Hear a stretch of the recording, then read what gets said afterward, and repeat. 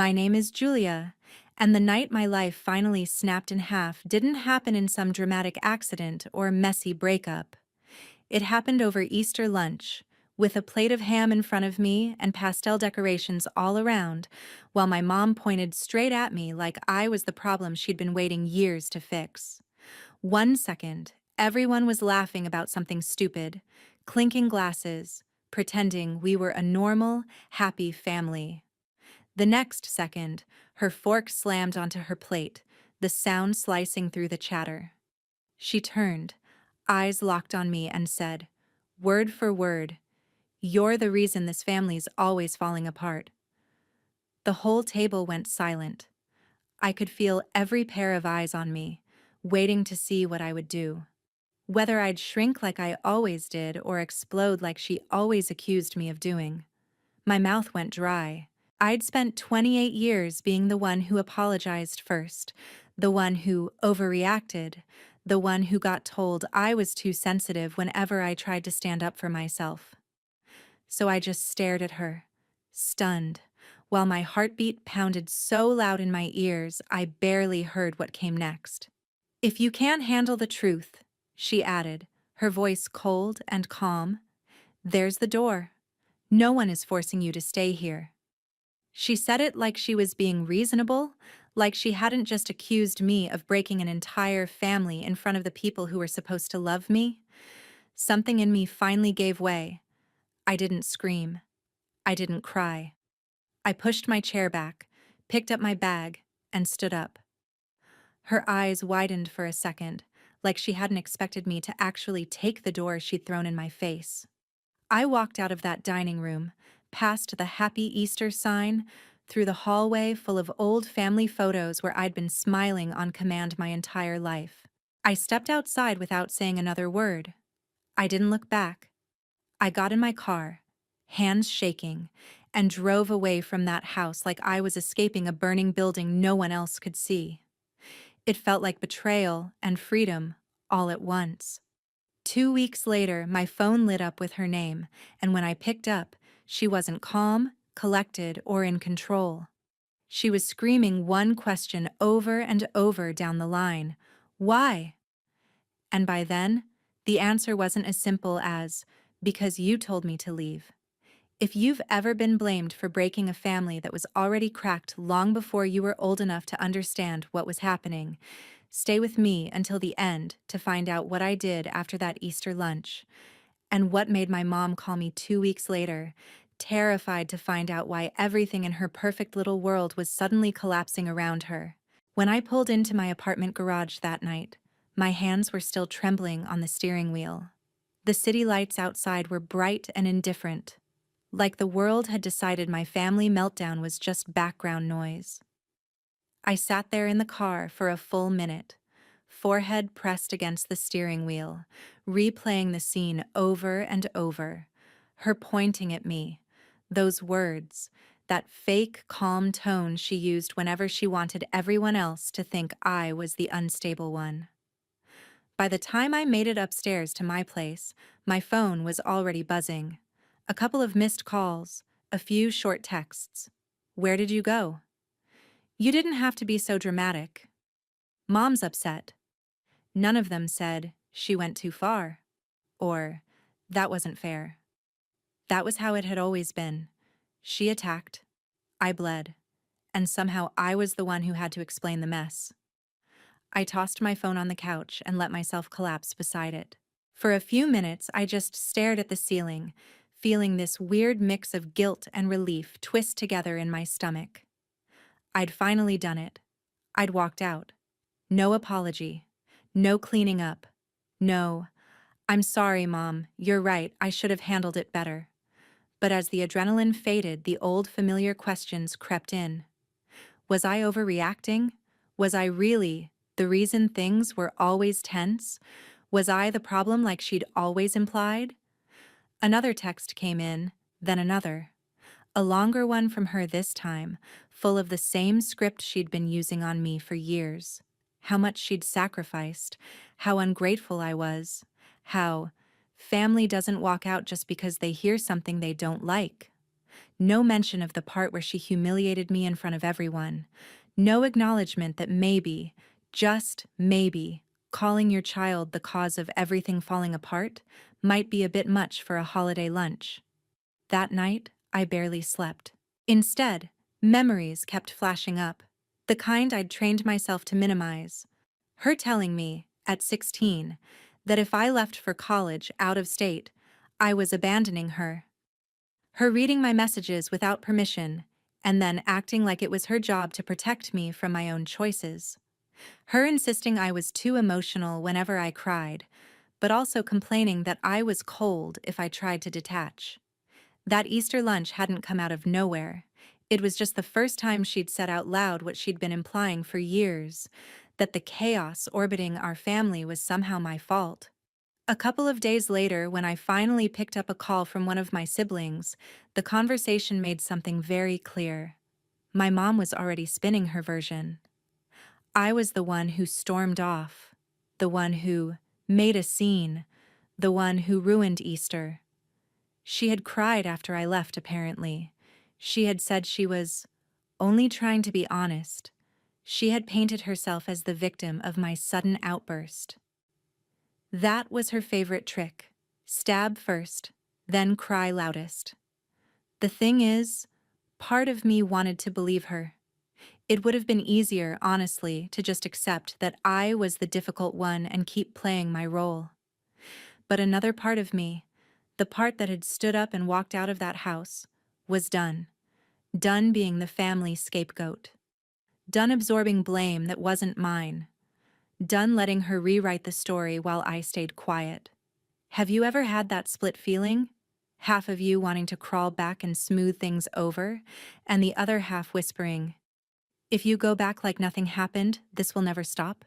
After a week of pretending I was fine at work and lying awake at night replaying every word she'd said, I finally did something I should have done years ago. I told someone the truth from start to finish. Not the edited version, not the "we had a little argument" version. The real one. I was sitting on my couch one evening, laptop open but untouched, when I scrolled past my boyfriend's name in my contacts. I stared at it for a solid 30 seconds. He had asked me before why I always came back from family visits exhausted, edgy, a little hollow. I'd always shrugged it off. Just family stuff. It's complicated. That was my way of protecting her. Protecting the image of our close family. Protecting the lie that she had worked so hard to sell to everyone around us. This time, I hit call. "Hey," he said, picking up almost immediately. "You okay? I've been waiting for the Easter debrief, but it never came." I laughed, but it came out brittle. "You want the short version or the version that might make you wonder how I turned out even half normal?" "Always the real version," he said. So I told him. I told him about the fork hitting the plate, the words, the door comment, the way she made me feel like I was crazy for wanting basic respect. But once I started, I couldn't stop. Easter was just the trigger. All the other moments came flooding in behind it. The time she told me my dad left because you were so difficult as a baby. The time she used my savings temporarily to cover a bill and never paid it back, then called me ungrateful when I brought it up. The years she'd compared me to my siblings and then acted like she was just being honest about my flaws. There was a long silence when I finished. "Julia," he said finally, carefully. "You know that's not normal, right? That's not just tough love or honest parenting. That's messed up." The word hung there, daring me to accept it. I'd spent my whole life hearing different labels: dramatic, too sensitive, always picking fights, never messed up directed at her. "What if I am the problem?" I asked softly. "She always says I twist everything." "If you were the problem," he said, "you'd be the one attacking people at holiday dinners, not the one walking away to protect yourself." That hit me harder than I expected. For the first time, I let myself consider a different narrative. Maybe I wasn't the broken piece. Maybe I was the one refusing to break the way she wanted. A few days later, at his encouragement, I tried something else I'd avoided: therapy. Sitting across from a stranger and unpacking a lifetime of, "This is just how my mom is," felt weird at first. I kept minimizing. It wasn't that bad. She had a hard life. She means well. But every time I excused her, my therapist gently asked, "And how did that make you feel?" And every time, the answer was the same: small, guilty, wrong. We talked about patterns, how some families need a scapegoat, someone to pile all the dysfunction onto so no one else has to look at themselves too closely. We talked about how Easter was not a random explosion, but an escalation. A moment where the mask slipped in public, not just in private. "So what do I do?" I asked one session, frustration tightening my chest. "Do I just cut her off? Pretend I don't have a mother?" "I can't tell you what to do," she said, "but I can tell you this: doing nothing is also a choice, and if nothing changes, nothing changes." That line stuck with me. Doing nothing is a choice. Going back like nothing happened was a choice. Staying quiet while she told everyone her version of the story was a choice. Walking away and never explaining anything was another choice. And then an idea hit me. Not a petty, dramatic revenge. A different kind of revenge. What if I stopped letting her control the narrative? What if, for once, I told the whole truth? To the people who'd been watching our family dysfunction from the outside, never quite understanding why I was always the one overreacting. What would happen if the scapegoat finally started talking? The first step in my revenge, if you could even call it that, wasn't loud or explosive. It was quiet, methodical, and in some ways more terrifying than any screaming match.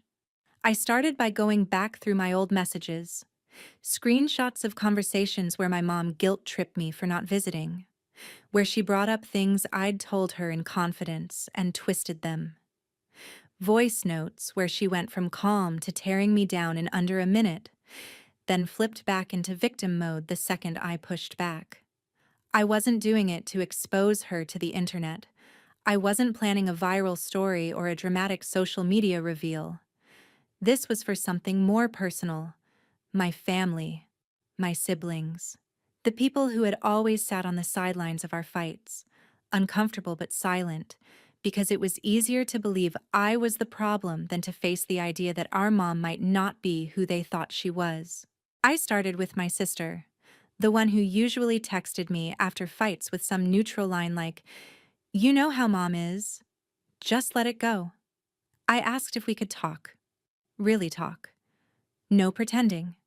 No smoothing over. When we finally got on a video call, she looked tired. "I don't want to pick sides," she said quickly. "I'm not asking you to," I replied. "I just need you to see what it looks like from my side." So I showed her. Not everything, but enough. Texts where my mom blamed me for things that had nothing to do with me. Messages where she lied about what my sister had supposedly said about me, clearly trying to pit us against each other. My sister's face changed as she scrolled. The way her eyebrows drew together. The way her mouth pressed into a thin line. "She told me you yelled at her for no reason that night," she whispered at one point.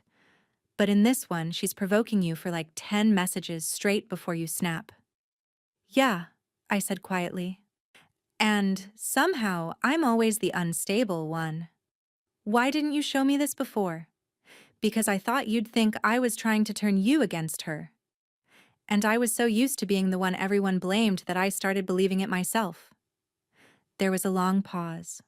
Then softly, "She does this to me too, you know, just in different ways." That admission cracked something open between us. For the first time, I wasn't alone inside this weird emotional maze. A few days later, I did the same with my brother. He'd always brushed everything off, made jokes, acted like nothing got to him. But when I sent him a couple of carefully chosen screenshots and asked, Does this look normal to you? His reply wasn't a joke. It was just, damn. We got on a call. He told me about times she'd pressured him financially, times she'd blamed him for things Dad did, times she'd guilt-tripped him for spending time with friends instead of her. I guess I just got used to it, he admitted. But that Easter thing? That was messed up, even by her standards. She thinks I'm overreacting, I said. She thinks I'm making her out to be some kind of monster. She's not a monster, he said slowly, but she's not innocent either. And she definitely shouldn't have said that in front of everyone. Slowly, a pattern emerged.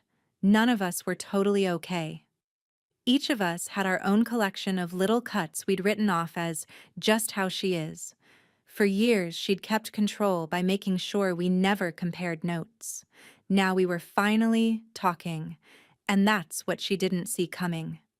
2 weeks after Easter, right around the time I was finishing a long, honest email to her that I hadn't yet sent, she called me. I stared at the screen, my stomach flipping. I answered. She didn't start with hello. She started with a scream. "Why are you turning them against me?" she shouted. "Why are they questioning me all of a sudden? What did you tell them, Julia?" Her voice wasn't calm or controlled. It was panicked, cornered.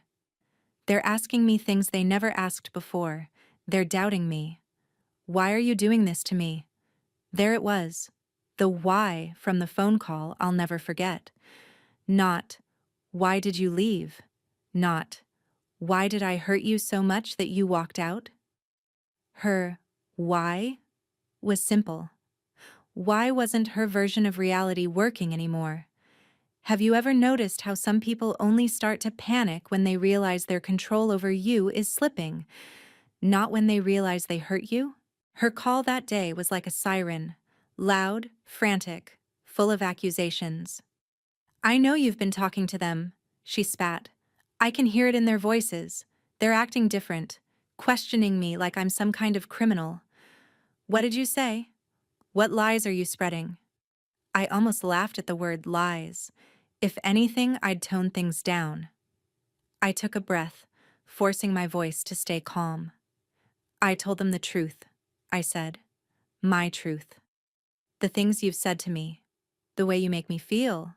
The way you twist things." "I don't twist anything," she snapped. "You're the one who twists everything. You always have. You're ungrateful. You exaggerate. You pointed at me in front of everyone and told me I was the reason our family is always falling apart." I cut in. "Do you even hear yourself when you talk?" There was a beat of silence, then the familiar shift.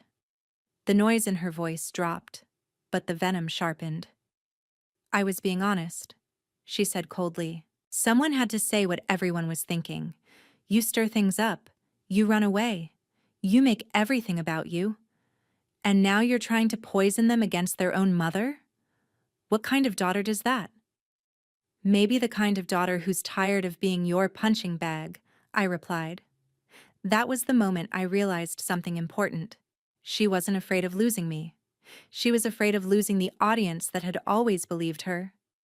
A few days later, after talking it through with my therapist and my siblings, I suggested something I never thought I'd say out loud: a family call. Not just her and me, where she could corner me and rewrite everything. All of us. Cameras on. No pretending. No private side conversations afterward where she could spin it. "That sounds like a trap," my brother said. "Yeah," I answered, "but this time, it's not for us." When we finally set it up, my heart was pounding so hard I could barely see straight. I sat in front of my laptop, staring at my own reflection in the black screen while waiting for everyone to join. My sister logged in, then my brother. Finally, my mom. She smiled into the camera, the same polished, sweet expression she wore in Christmas photos. "So," she said lightly, "what's this all about? Are we finally going to clear up this little misunderstanding?" Little misunderstanding. I almost closed my laptop right there. Instead, I swallowed hard and started. This isn't a misunderstanding, I said. This is about a pattern, one that didn't start at Easter and won't end unless we talk about it. I had notes in front of me, not a script. I wanted to sound like a person, not a robot, but bullet points, specific examples, actual quotes. No, you always, just, this is what happened. This is how it made me feel. I talked about the Easter lunch. I talked about the time she told me Dad left because of me, about the savings she took and never returned, about the guilt trips, the silent treatments, the public humiliations followed by private tears where she made herself the victim. My siblings were quiet at first. Then slowly, they chimed in. My sister mentioned the way our mom used her emotions as leverage. My brother brought up how she'd pushed him to cover bills he couldn't afford, then called him irresponsible when he struggled. Each time, my mom tried to interrupt, to redirect, to cry. "You're ganging up on me," she said at one point, tears spilling down her cheeks. "Do you have any idea how hurtful this is? After everything I've done for you?" It would have worked on me once, that mix of tears and accusations, the implication that I was cruel for even bringing it up. But now, there were three of us, and we weren't backing down. "We're not ganging up on you," my sister said quietly. "We're telling you how your behavior has hurt us, all of us. That can't be a coincidence." You could see the panic flicker across her face. For years, she'd relied on us being divided, each of us privately convinced we were the problem. Seeing us aligned shook her more than anything I'd said. "So what?" she snapped eventually, wiping at her eyes. "Are you going to cancel me now? Cut me out? Leave me alone like your father did? Is that what this is?" I looked at her through the screen, seeing, not the martyr she desperately wanted to be, but a woman who had built her identity on control, and now watched it crumble. "I'm not trying to cancel you," I said. "I'm asking for boundaries, for accountability, for you to admit that what you did at Easter, and all the times before that, was wrong, and for things to change going forward." "And if I don't?" she whispered. That was the question, wasn't it? Because there's no point in demanding change if there are no consequences for refusing. Have you ever reached that moment when you realize, if I don't follow through now, I'm teaching them, I'll accept anything as long as they don't abandon me? "I love you," I said slowly, feeling the words burn on the way out. "But I can't keep doing this. If you can't even admit what you did, if you keep blaming me for everything, I'm stepping back."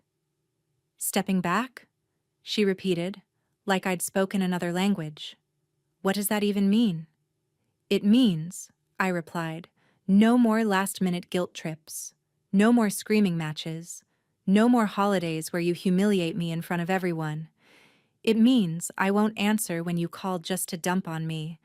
It means I decide how much access you get to me, not the other way around." She stared at me as if I'd just slapped her. "So you're abandoning me," she said. "After everything I've done, after raising you alone, this is how you repay me?" "You didn't raise me alone," my brother cut in. "You had us. You had friends. You had family. Stop rewriting history so you can guilt us." My sister nodded. "We're not abandoning you," she said. "We're telling you there are consequences. You don't get to treat us any way you want just because you're our mother." The silence that followed felt like a cliff edge. For a split second, I saw the path where she broke down, apologized, admitted she'd gone too far. But that wasn't the path she took. "If that's how it is," she said finally, her voice freezing over, "then I don't know who you all are anymore. This call is over." She clicked out before anyone could answer. The screen shifted, her square disappearing, leaving just the three of us. For a long moment, none of us said anything. Then my brother exhaled. "Well," he said, "that went great." I laughed, but there was no real humor in it. "She'll call," my sister murmured. "She always does. She'll either come back crying or come back angrier." Maybe both, I said. The days that followed were weirdly quiet. No constant buzzing from my phone. No long paragraphs about how I'd disappointed her. It was like someone had turned down the volume on my life. I kept waiting for the crash, for the big emotional scene, the dramatic show up at my door moment. Instead, what came first were whispers. A cousin texting me, "Hey, your mom called me. She says you guys are treating her horribly. Are you okay?" An aunt reaching out on social media, hinting that family is everything and life is short. Clearly, my mom had gone on a sympathy tour, but this time, instead of shutting down or trying to defend myself, I did something different. I told small, simple truths. "We had a serious talk," I replied. "We're setting boundaries. I still love her, but I'm not okay with certain things anymore." Some people backed off. Some asked more questions. A few shared their own stories of setting boundaries with difficult parents. Quietly, without fanfare, the narrative shifted just a little more away from "Julia is dramatic and ungrateful" toward "maybe there's more to this than we thought." And then came the call. Not the "why are you turning them against me" call. This was later. This was the one that woke me up at 1:17 a.m., the one where her voice was ragged, not with fake tears but with real fear. "Why aren't you answering me anymore?" she demanded. "Why didn't you call on Sunday? Why didn't you send me that recipe like you said? Why does it feel like you're all gone?" I sat there in the dark, phone pressed to my ear, feeling oddly calm. "Because," I said, "for the first time in my life, I'm choosing my peace over your approval. And I'm not going to keep pretending everything is fine just so you don't have to feel uncomfortable." "So you're punishing me," she shot back. "This is revenge." I thought about that. Was it revenge? Or was it the natural consequence of someone finally refusing to be treated like trash? "If you want to call it revenge," I said quietly, "then it's revenge through respect. For myself. For my mental health. For the life I'm trying to build." She went silent. Then, in a small, almost childlike voice, "Everyone's pulling away from me. Your brother barely returns my calls. Your sister questioned me about money. You sound different. Why is this happening?" "Because the scapegoat finally stopped playing her role. Because the script you wrote for us doesn't work anymore. Because the truth has a way of spreading once it gets a foothold." But I didn't say any of that out loud. "If you really want to know why," I answered instead, "listen to that Easter lunch in your head and imagine how you'd feel if someone said those words to you. And then ask yourself how many times you've said things like that to us. Have you ever noticed that some people only call it revenge when you start treating them with the same care, or lack of care, they've shown you for years?"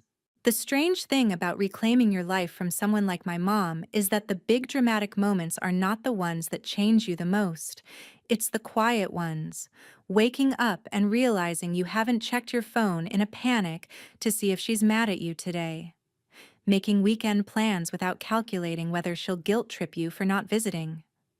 Saying no to something and not immediately following it with a 3-paragraph justification. Over the next few months, that's what my revenge really looked like. Not shouting matches, not public shaming. It was me going to therapy regularly and actually doing the work. It was me and my siblings talking openly, comparing notes, refusing to let her triangulate us against each other anymore. It was group chats where we laughed about dumb memes instead of whispering about who Mom was mad at this week. Slowly, she started to feel the consequences she'd never had to face before. Holidays came up, and for the first time, there was no automatic assumption we'd all gather at her house. My sister suggested we host something at her place instead, just the 3 of us and a few friends. My brother decided to travel that weekend, unapologetically. The family calendar, the one my mom used to control like a general commanding troops, began to rearrange itself without her permission. She tried new tactics, of course. She sent carefully worded messages, half apology, half blame. "I'm sorry if you felt hurt," she wrote once, "but you have to understand how hard things have been for me too." That "if" hung there like a trap. I didn't bite. I replied, "I am hurt. I've told you why. When you're ready to talk without blaming me, I'm here." She left me on red for 3 days. Then came another cycle of angry calls, followed by silence, followed by more guilt-laced texts. The difference now was simple. I didn't collapse under them. I didn't rush to fix her feelings. I let my boundaries stand, even when it was uncomfortable. And it was uncomfortable. Setting boundaries is not some Instagram-worthy empowerment montage.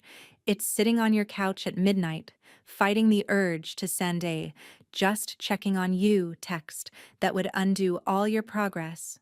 It's listening to relatives imply you're cold now, changed, too harsh, and reminding yourself they weren't in the room when that fork hit the plate at Easter, and your own mother announced that you were the reason everything was falling apart.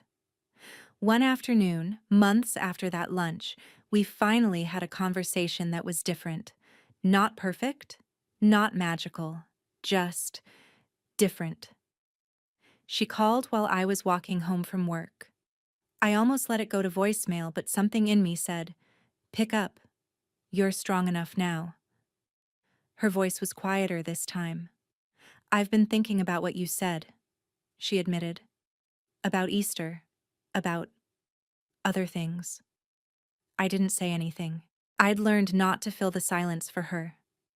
"I'm not promising I agree with everything," she went on, "but I can see that I've hurt you, that my words have been harsher than they needed to be. I don't want to lose you." It wasn't a full admission. It wasn't the grand apology I'd rehearsed in my head 1,000 nights. But it was something I'd never gotten from her before. A crack in the armor. A moment where she acknowledged, even a little, that her behavior had consequences. "I don't want to lose you either," I said. "But I can't go back to how things were. I need respect. I need you to stop using guilt and blame as weapons. I need you to see me as a person, not a problem." "I don't know if I can change overnight," she said. "I know," I replied. "That's why I'm not asking you to change overnight. I'm just telling you the price of not changing anymore." We talked for a little while longer. Not about who was right or wrong, but about therapy, about boundaries, about maybe getting some help of her own. I don't know how much will actually stick. I don't know if she'll really do the work, or just hope I soften first. That's the thing about revenge when it comes to family. There's no clean ending, no movie-style credits rolling after one big showdown. There's just you, deciding every day whether you'll keep repeating the same cycle or choose something different.